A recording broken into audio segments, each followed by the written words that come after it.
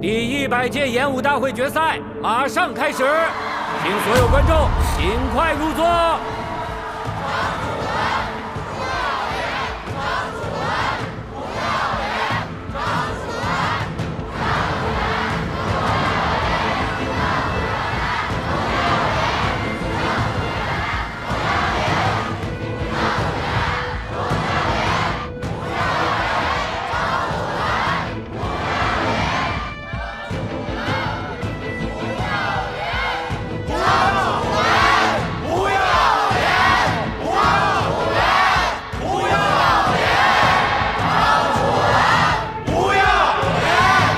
或者气势都给我高涨一点，给小师叔加油，有多大给我喊多大。好，小师叔来了。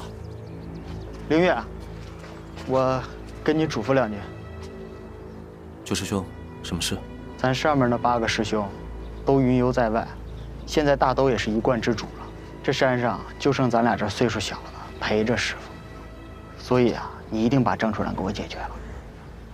这要是真栽在那伙手里，下一代天师，不要脸！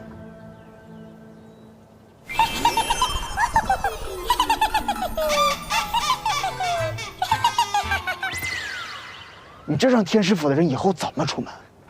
放心吧，师兄，我一定会尽全力的。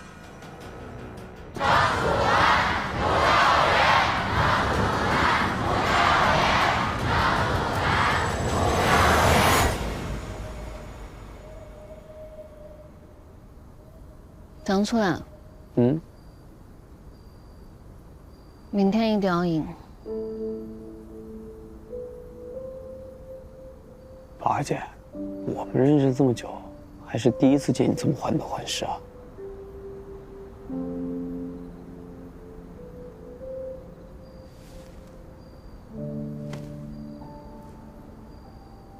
我不晓得该啷个办了，就是我觉得没有地方可去了，对吧？对，就是这个，好凶哦！我想不到的词你一下子就说出来了。你们都好凶哦！我见过的所有人都比我凶，大家都晓得要往哪走，大家晓得要回哪哈。如果我也跟大家一样，晓得我是从哪来的，大概也就晓得又该往哪走了吧。我也想回家。张楚岚，你好凶哦！你啷个会了解我想的这些？我怎么会不知道？因为我也没有可以回去的地方了。你还记不记得我教你那个朗龙功？记得是记得呀，但是我的气老是走偏，我练不成啊。你现在练一遍给我看看。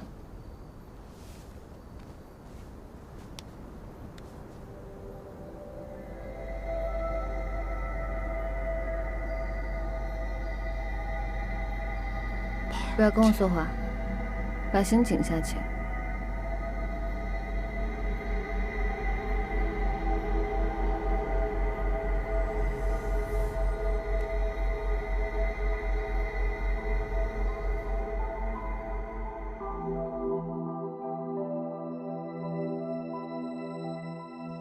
龙虎山呐，多少年都没回来喽。楚岚，龙虎山可是爷爷的根呢。当年爷爷就是从这儿走出去的。爷爷，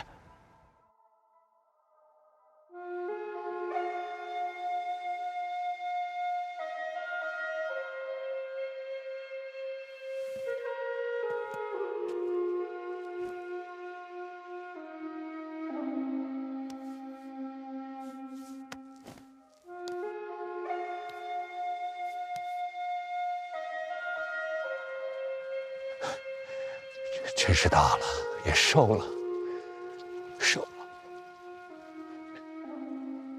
爷爷这些年不在，吃了不少苦吧？都是爷爷对不起你。你本来是爷爷的孙子，这些苦都让你受了。黑爷爷吗？不。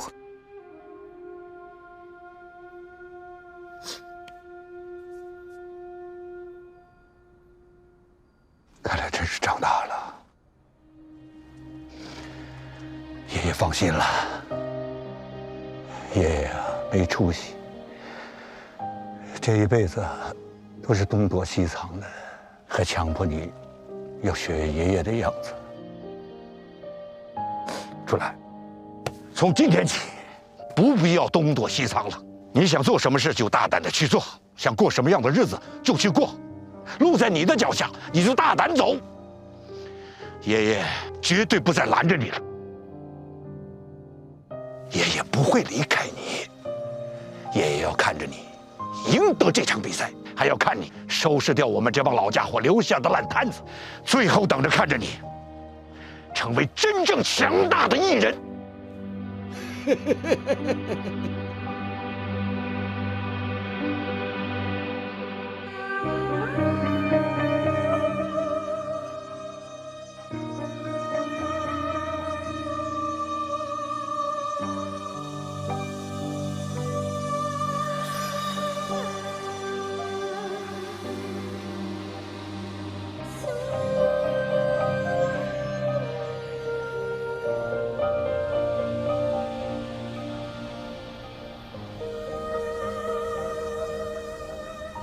不错，有进步。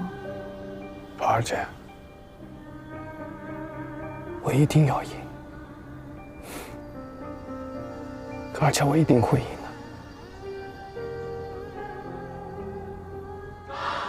我一定要赢。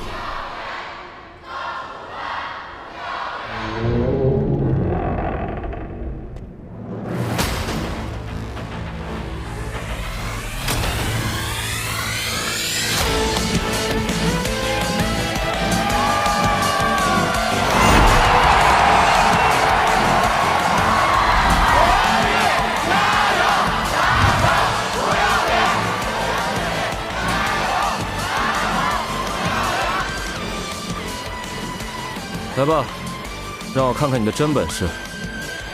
今天你跟我之间，只有一个人能站着走出去。一人演武大会天师角逐，张灵玉对张楚岚。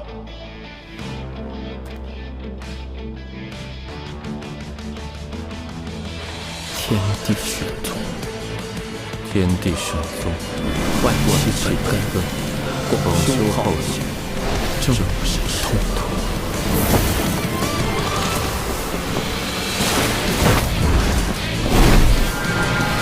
一起化身。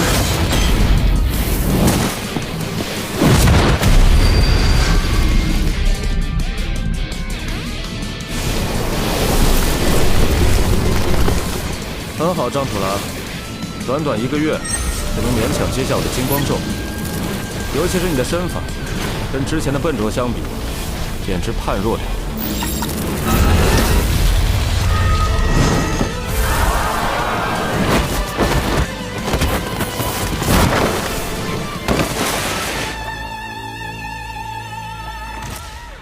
很好，你的确很有天赋。来吧，让我看看你的雷法有多少进步吧。阴武雷法，掌心雷；阳武雷法，掌心雷。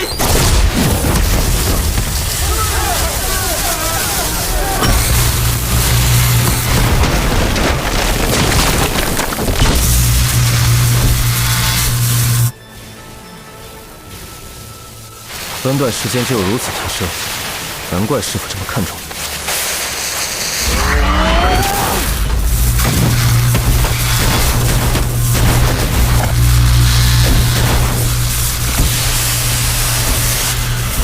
果然，我还是更喜欢阳武雷，堂堂正正。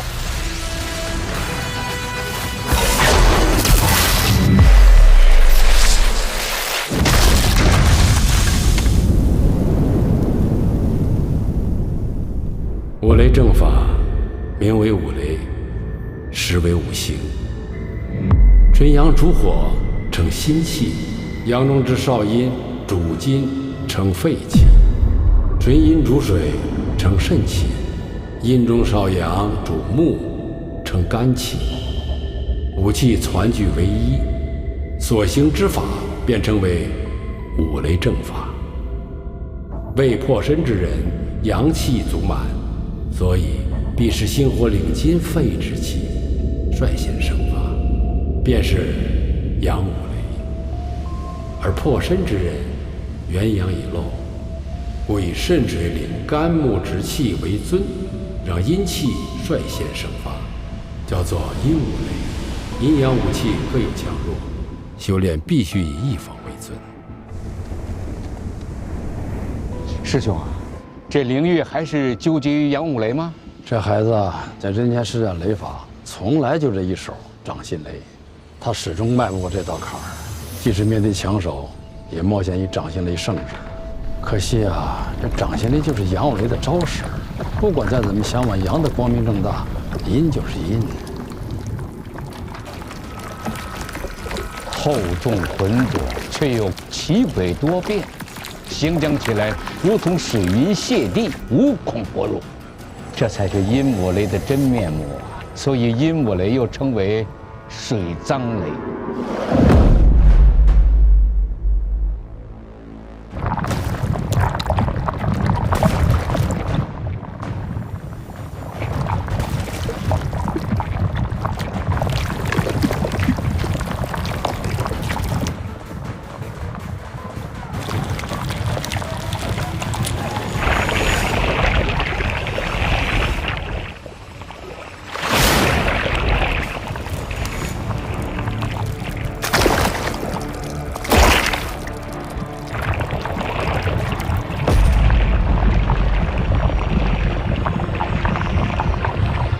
这是雷吗？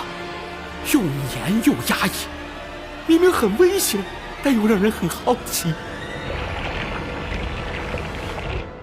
灵玉在大庭广众面前施展雷法，不好受吧？不管什么原因，这就是现在的你，接受的，接受现在的自己。即使你变成一头猪，也要坦然的接受。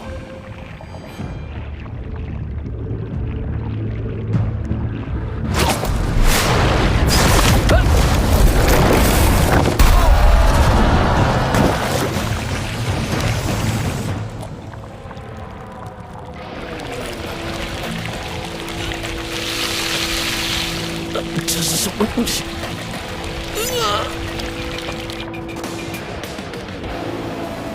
到了这一步，没有人能帮他。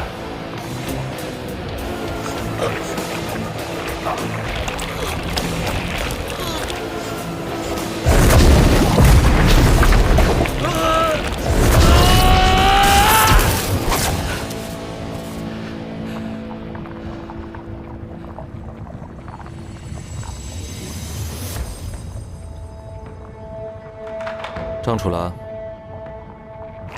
这就是阴雷水骚，七骨炸髓，灼心消滞。若不是用远高于我的修为硬抗，一般的防御能抵消它的，只有你的阳雷、将功。我变强了，才更能感受到你的强大。老实说，来龙虎山之前，我都没有想过能混进决赛，再次跟你交手。你很强，诸葛青很强，王野道长也很强。太极阳烧，每个人都在竭尽所能突破自己，我没有办法阻止你们这些人变强，但我会尽可能去接近那份纯粹。有人告诉我，要想打败你们，就不能把你们当作对手。我的对手是那个超越了极限的自己。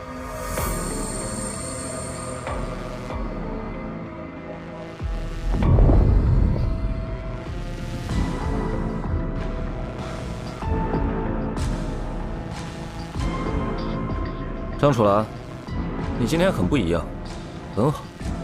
原来你只有被逼到绝路时，才会露出本来面目。灵玉真人，接下来我要用的这招，是我新发明的，效果还不太稳定，只有5分钟。足够了，我一定会在5分钟之内解决你。有劳了。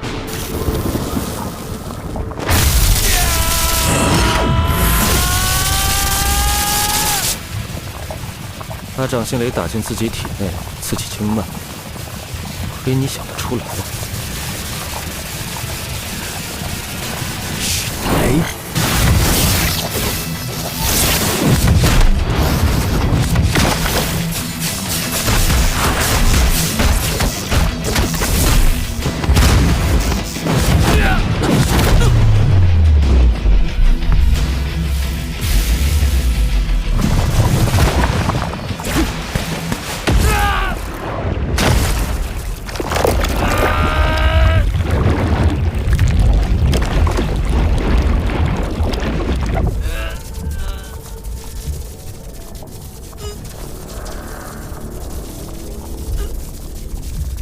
湿沉、黏腻，简直就像要融掉我每一寸筋骨的感觉。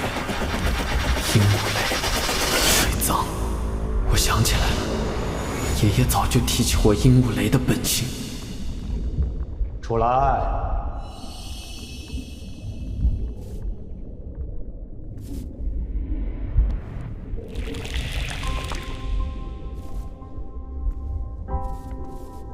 爷爷跟你说过的5脏对应的天干地支都是什么？你还记得吗？记得。那我考考你，心肺对应的地支是什么呢？肾。不错，是肾。先人们呐，把心肺阳气比作成是一只火炼的猴子，这也是心元这个词儿的由来。心元还有一个称呼叫行者，先人们认为经历的越多，心智就越坚，就越好锻炼心元。要想修炼到最圆满的程度，那必须要悟到一个空字。所以，心元的目标就是悟空。哈哈哈哈哈！你这只小猴子啊，离悟空的境界还差得远呐。另外，心肺阳气还有一个冤家，叫肝肾阴气。所谓五行配肝支，肝肾对应水害。这阴气呢，就好比是泡在水里的一头猪，但它掌管着我们的7情6欲，比如馋嘴滑舌、贪淫好色等等。所以这头猪，它要修炼的话，就必须持戒。所谓8戒啊，当然不是所有的欲望都一无是处。他的意思就是告诉我们什么能做，什么不能做。所以，这头猪，它的修炼目标就叫悟能。孙悟空和猪八戒，哎，爷爷，您这不是在给我讲《西游记》吗？是啊，悟空和八戒他们俩阴阳不和，相互对立，但是注定只能有一个出来。所以你一定不要去惊动这头猪，否则肾水乱走，你所练的一切功夫，全都前功尽弃了。爷爷，您说我要是跟他们说这个《西游记》讲的是这些玩意儿，那老师和同学会不会把我当成疯子呀？有可能，有可能。鹦鹉雷，渗水之雷。爷爷，我今天见识到了。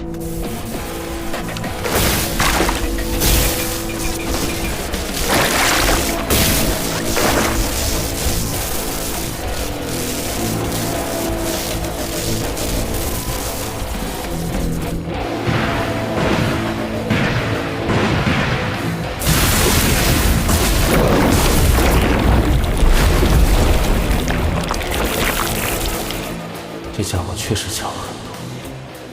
你笑什么？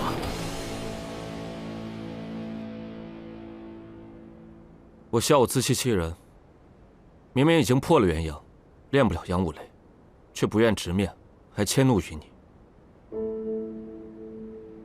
我曾经讨厌你，也曾经嫉妒你。张楚岚，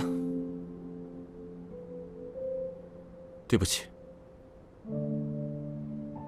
其实一直以来，最糟糕的人是我。什么？这一脸禁欲的张道长，没想到还有过女人。这场比赛结束之后，估计有很多女孩都会心碎了。真是饱汉子不知饿汉子饥啊！别墨迹了，刚刚从你的阴雷里逃出来，耗费了我不少力气，迅雷的状态也维持不了多久。不过最后还是要跟你说一句，你这货，以后还是得圆滑点。不得不承认，有时候人不要脸，反而活得更轻松。不过张楚岚，我也要奉劝你，要再更端正一些。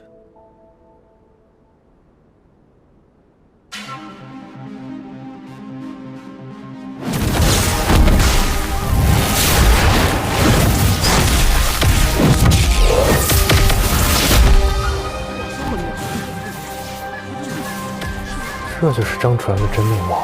这就是那个不要脸的。爸，您是从什么时候发现他的伪装的？你们眼中的张楚岚怯懦卑鄙无耻，这正是他想让你们看到的部分。这样的他不会让任何人有一些感。你看现在，人们已经忘记了他是系统源流的继承人。张楚岚知道自己想要什么，应该放弃什么。而要做到这一点，必须具备一些素质：隐忍、坚毅，甚至凶狠。你狂什么？凶狠，这跟他也太不搭边了吧？几个月前，张楚岚在伊人世界横空出世，我对他做了一番调查。哪儿都通早在张锡林死的时候就注意到了张楚岚，而公司给的判断都是非艺人，都认为他只是个普通的孩子。发现这里最可怕的地方了吗？张楚岚放弃了他爷爷传给他的手段，以普通人的身份隐忍了12年。不管受到什么样的欺负和对待，他从来没有出手过，从来没暴露过自己真正的力量。10多年的隐忍，即便他秘密修行，那效率之低下也是可想而知的。现在懂了吧？你们这些同龄人，面对的是一个有着10多年空窗期的对手。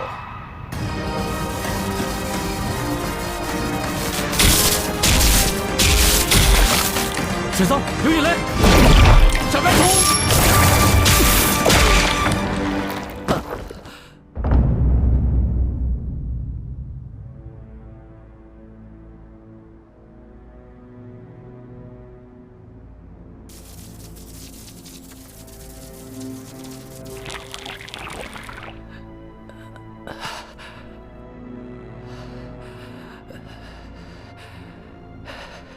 原来，这就是隐藏在我体内那股相反的力量吗？张楚岚，你察觉到了吗？两股力量相互抵抗，谁先抵抗不住，谁就会输。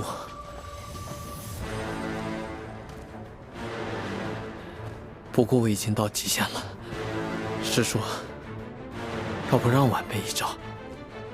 可以，你出手吧。好，那就最后一招，小白长虫。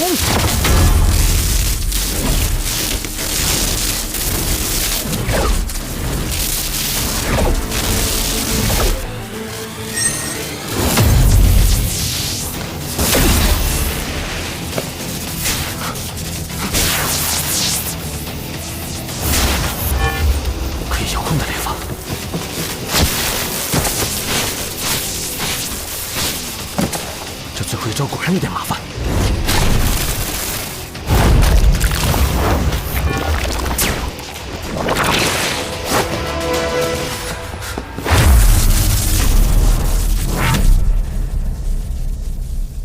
就算你反应再快，这次也逃不掉了吧？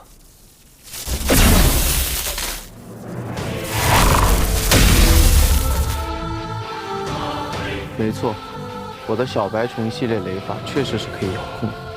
但遥控的时候是它速度最慢的时候，它的本来面目是可以牢牢锁定目标的追踪型。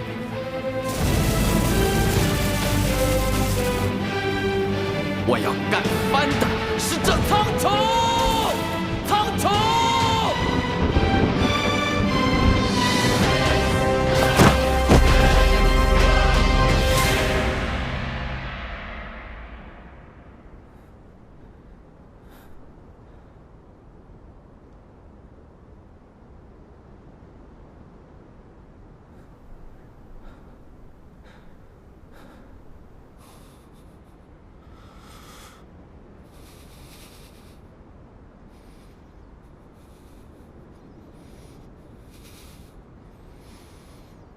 了不起，奇鬼莫测。你居然把杨磊用出了阴雷的风格。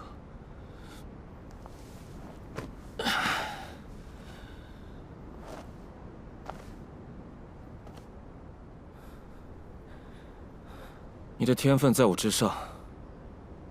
如果今日你败了，那也只是你我之间修为上的差异。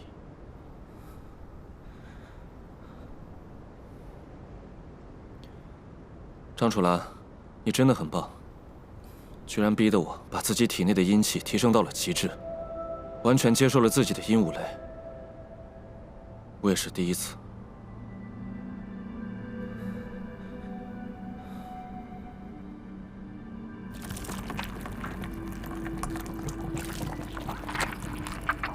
张楚岚，你做的已经很好了，堪称完美。但我现在就要击败这个完美的你。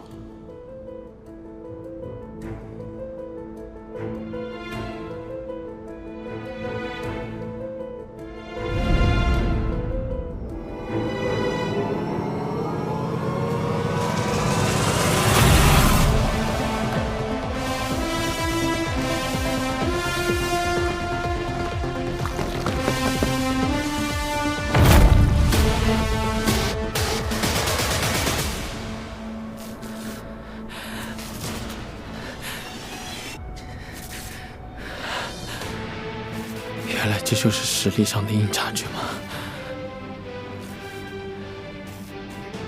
宝儿姐，对不起了。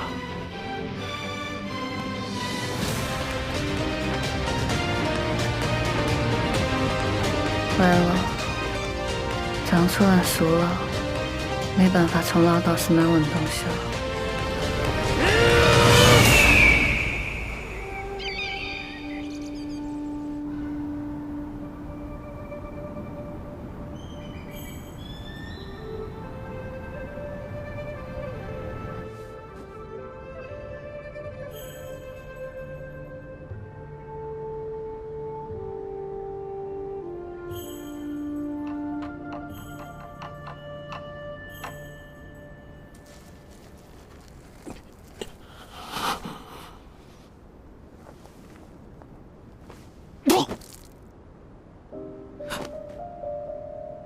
你怎么了？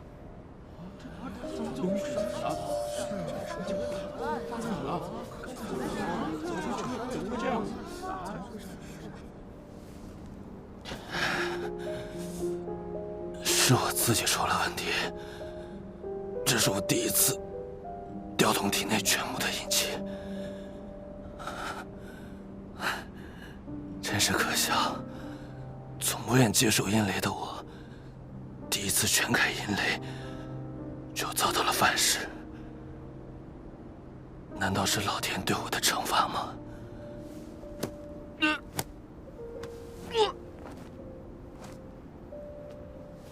那这样是不是算我赢了呀？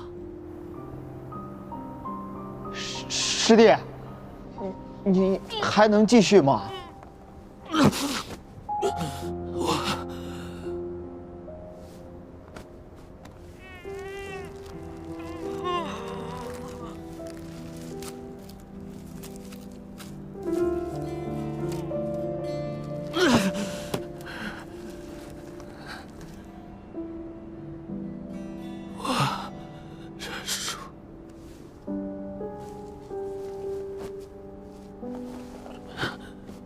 师父，对不起，我没想到输的竟然这么荒唐。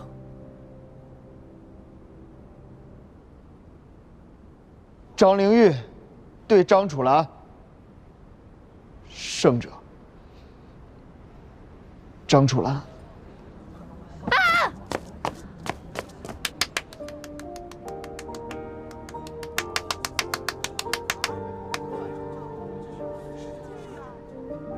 宝儿姐，我一定会赢的。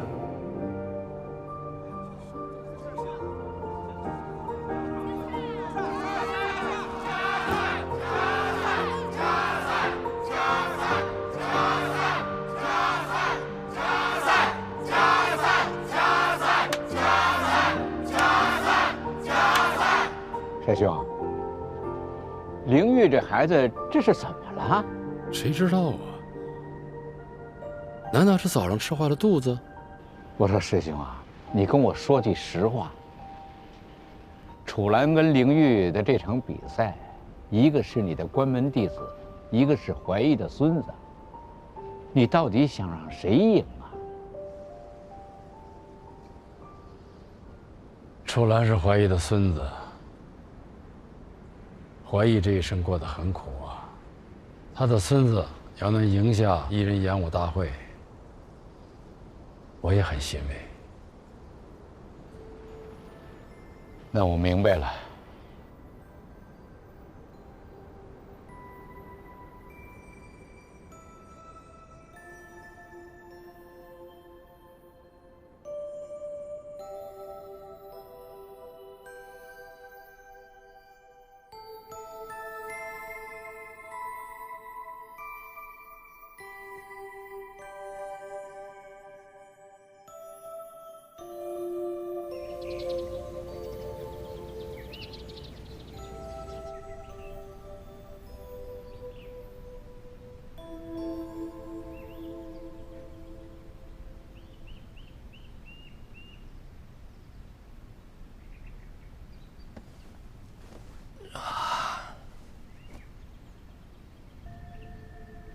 师傅，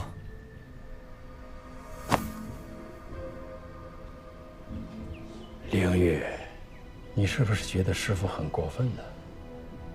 是我辜负了师傅的期望，没想到输得这么荒唐，居然行差了气，简直有辱师门。我实在对不起师傅多年的栽培和师兄弟们的帮助。其实，是我早上给你下了点药。啊？你已经不是正直了，简直就是寒直，是瘀直。这是减经散，也叫神仙丸，神仙吃了也会丸。服下去之后，会阻塞气的运行。你早饭里就有这东西，吃吧。我下的剂量，只有你全力施为的时候，才会发作。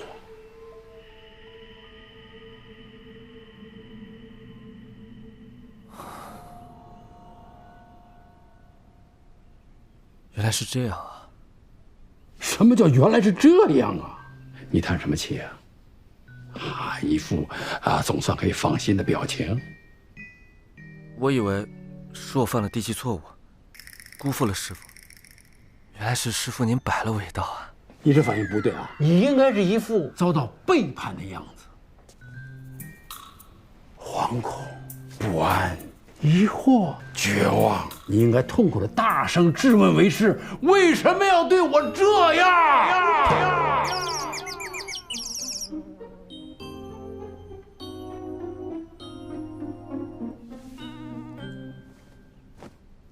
这才对。你现在的反应，为师很失望哦。师傅，其实我也很想问您为什么。您完全可以一开始就讲出来，让我输给张楚岚的。我就算故意让你输给他，你也会毫不犹豫的答应吧？那就太委屈你了。所以嘛，其中的缘由，我也不急着知道。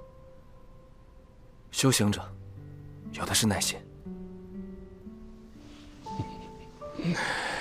你这个性子，要把阴雷用到化境，太难了。为师现在就给你一道指示，明天就是一人演武大会的最后一天。如果要让你做出一个决定，你必须做出和平常的你相反的决定。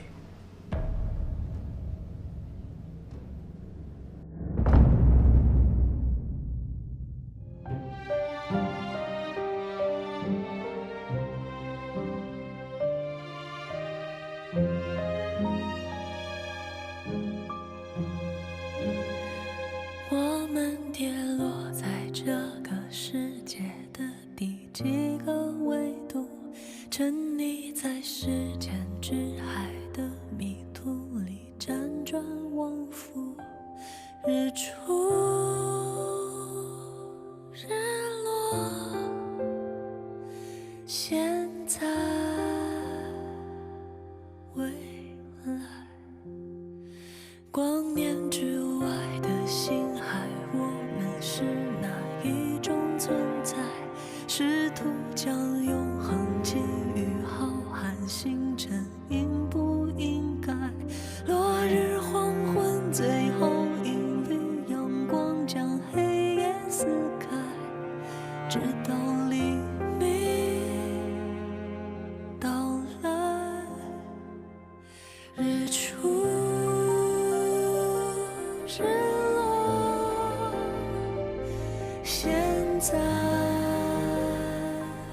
未来，时间之海聚集。